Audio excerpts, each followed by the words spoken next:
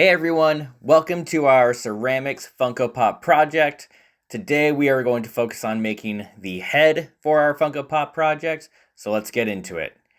Currently, there are over 13,000 different type of Funko-Pop possibilities. For us, we are going to focus on more of a human Funko-Pop, and that can go in so many different directions. We can have singers, rappers, pop stars, rock stars, superheroes, video game characters, sports athletes, celebrities. You can even make your very own Funko Pop of yourself or a family member, or you can do what I did. I went to Funko-Pop.com and I built my own version of myself, which I did order. But today, I am going to mess with wonderful, little, adorable Jason Voorhees Funko Pop. So let's get into this. First thing I'm going to do is have my nice, wonderful supplies. I have my clay, rulers, loop tools. I have some extra clay on the side. Some of my wood tools and everything too. But the first thing I really start getting into is I just start messing and figuring out what shape I want this head to go into. It is blocky, it is a Funko Pop. It's more of like a rounded square shape. So right now I'm just kind of putting this clay in my hand and trying to create that square-ish shape. I know it's somewhere within this range, and I do have some measurements for us to check out, but right now I'm just kind of going around trying to get any like the lumps or weird imperfections out. Now, like I said, we do have some measurements.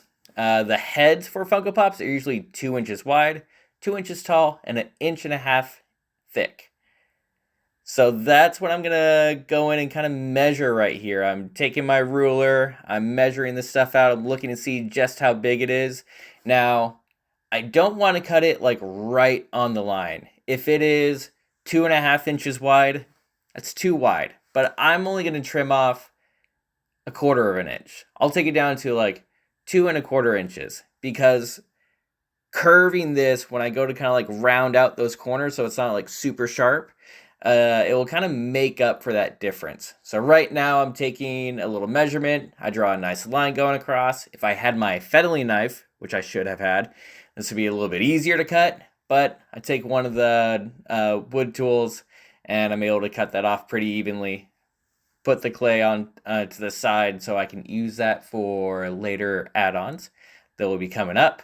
But you can see pretty much immediately what I do is I just go in there and start kind of rounding off these edges.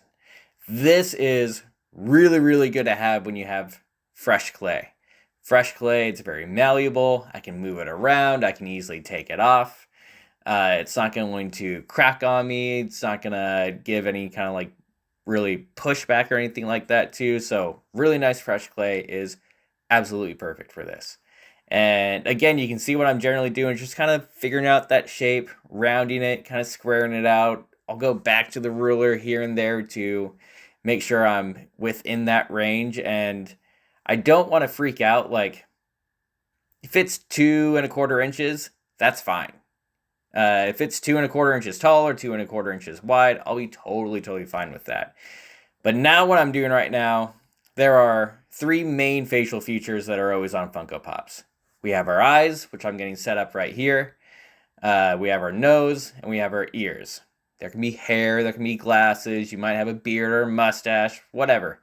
But right now, I am simply getting the eyes in place. And those are like nice little buttons that we're going to add onto those, onto the face.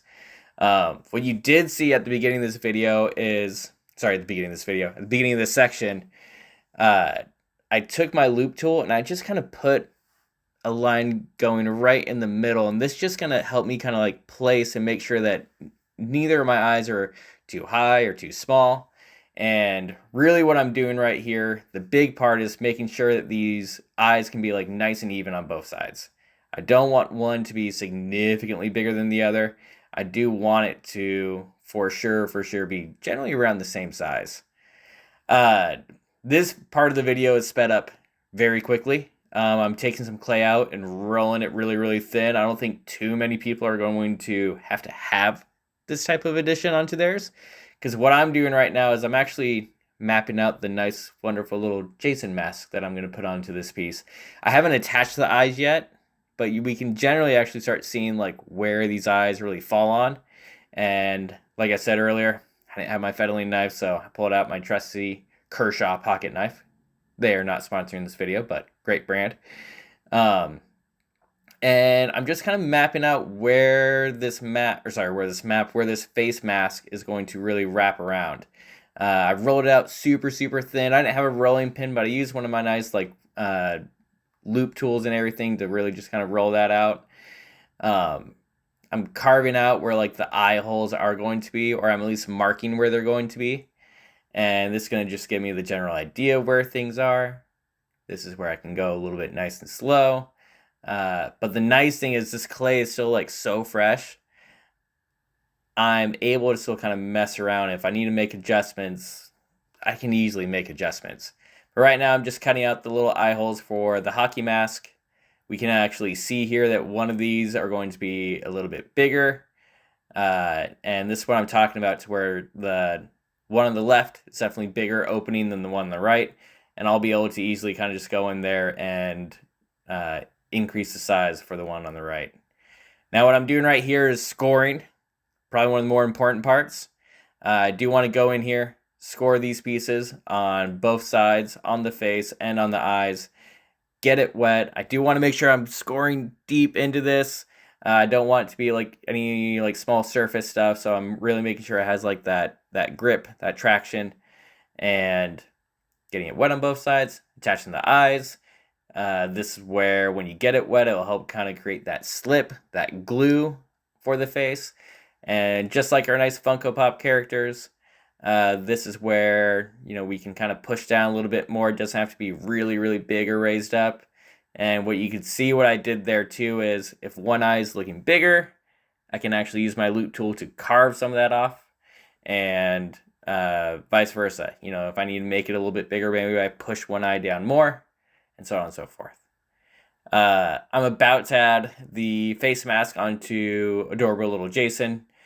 So that means I have to actually score not just only on the face, but score on the face mask itself as well. Again, this is not a crazy important part for most people's projects, but it is good to be able to see if I do want to add something onto the face, side of the head, onto the body. We should know how to score this stuff. And again, scoring probably one of the more important things, and it is best when your clay is at the same kind of moisture level. This is why I'm really actually getting this all done at the same time, all at once, because right now the clay is really, really wet. It's really moist. It's easily attachable. And if I had bone dry clay, like the face got bone dry, then I try to add really fresh clay for the mask onto it, it's going to crack off. Now, like I said, we do have just 3 main features. I do have the nose, the eyes, and the ears, and right now I'm just getting the nose on there. On Funko Pops, they always make them really tiny, and I really just kind of made a little triangle with clay, and I added it on there. I did score it on. I can grab some wood tools, kind of like smooth the areas out if my fingers can't get into there. But this is not too crazy of a part. I do generally just make like a little pyramid, and then I can kind of smooth the backside out to get the bridge of the nose and everything. But it's a really tiny, tiny nose on literally every Funko Pop. Even the one that I make right here, it might be too big in Funko Pop standards. But this is how small I was able to get it. If I do have the inkling to make it smaller, I can simply take a loop tool and just carve out some of the clay. But this is really the big 2. I mean, the main things that we're going to see on the face: nose and eyes. Funko Pops don't usually have mouths to show off. If you have something unique, like if you're doing like a Pokemon like Squirtle or a Baymax, probably put the face on, or the mouth on that. But for most people, no mouths. So we have the nose, we have the eyes. Right now, I'm just kind of mapping out some of the key features on the hockey mask, because there are a bunch of little holes around there. And what I will be getting into next is going to be the ears as well. But right now, this is just simply getting in some of the details. Keep in mind if your person that you're making, if they have fur scars or anything like that, we can add those in. Adding those little details makes a pretty big difference. Now what you saw right there is I actually started making the ear. And the ears are something where I do want to make pretty even with each other as well. We don't want one ear to look way bigger than the other. And where they line up on the head is actually lining up exactly with the eyes as well. So if we actually continue that line going in the middle of the head, the ears are going to attach there as well. I did make these both individual, just individual little kind of like crescent moons, little half moons. A way you could do this easier is really if you actually just rolled out a circle, just kind of like what we did with the eyes, and then just cut it in half. It'd be a little bit thicker than the eyes, but it would give you the same results. So that's something that I kind of found out later. But right now, I'm scoring. I just score the side parts of the ears, the side part of the face. I'm getting it wet right here, and I'm attaching them. And right now, the ears are probably like one of the more sensitive spots. You can really easily kind of move them around just because of the small amount of space that they're really taking off. And this is just something where you can kind of wiggle it and make sure that it's finding its right place and everything. I can kind of step back and see just how big something looks versus how small something is to kind of double check, make sure their ears are even. Curve it as much as I need to. This is where I can use my hands. I can use the wood tools to really make sure it's like sealed into the bottom where the face is, and build from there. Now again, this is probably a section where if you want to kind of skip over, you're more than welcome to. I am making the straps of the mask here.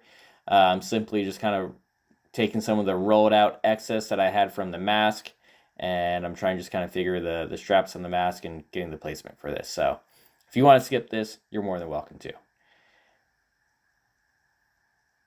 I do want to discuss again the importance of clay moisture level here. We're scoring objects together, but really a lot of this can become like a race against time. And if you have messed with clay before, you know how quickly this stuff dries out. When you're handling it, when you're just leaving it sitting out for the class period, this stuff can get dried out. It can get leather hard in 1 hour, 2 hours, pretty quick. So really making sure that the moisture level is staying good. If I have like a spray bottle, sometimes I'll just hit my clay with a spray bottle. But probably the more important thing is if I'm attaching anything together, I always want to make sure that the clay that I am attaching matches the clay that it's going to connect to. If something's leather hard, I can attach leather hard to leather hard. But if I have wet clay and leather hard, they are going to be at different dry rates and they will end up cracking from each other.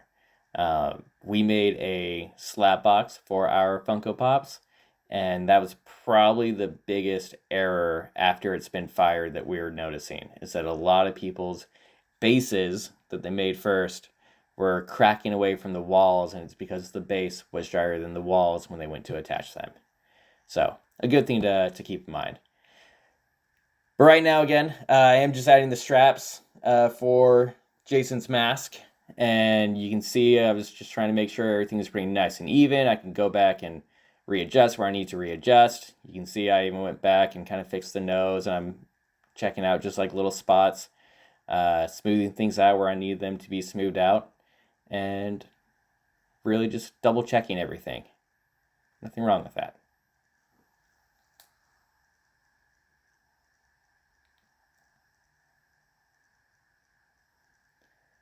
Now for this project, we do need the head to be hollow. If it is too thick, it's going to explode in the kiln.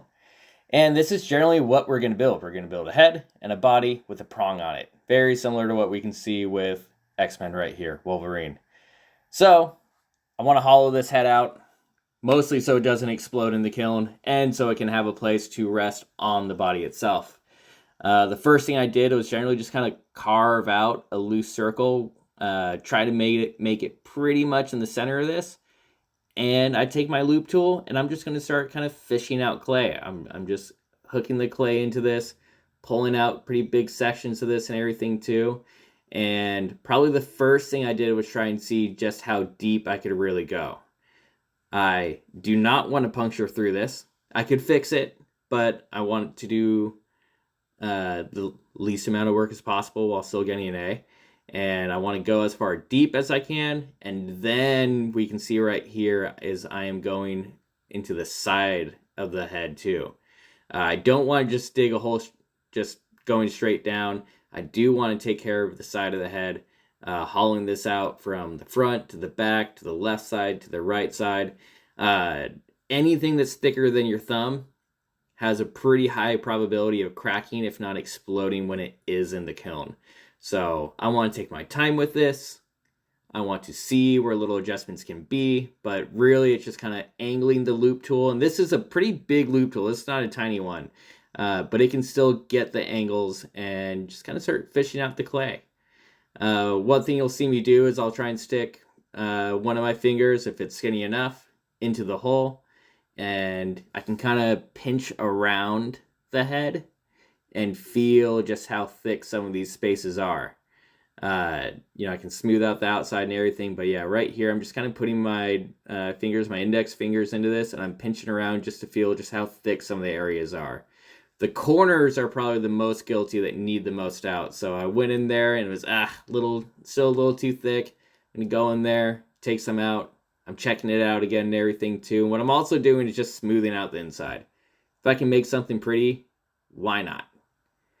If I can just make it better instead of just really jagged and stuff in there, I'm gonna do that every single time. It takes 30 seconds more, so why not? But yeah, right here, and this is probably the big part. I have eyes, nose, I have a mask, I have straps for the mask, I have details for the mask, I have an ear on there and everything too. I went through and I hollowed out this mask, and we got it. Little Jason Voorhees mask. It's adorable. We can see the hollow part right in there, and again, we can go right back to the face, and that is how we make our first part of the Funko-Pop project. You can see what we will be getting into in the future to get the whole body made. But with this one, we will stop right here with the head. For the next video, we will get into making the body, sculpting it, chiseling away at it, and hollowing out some other areas to make sure that this piece stays intact for the entirety. Thanks again for watching, and I'll see you in the next video.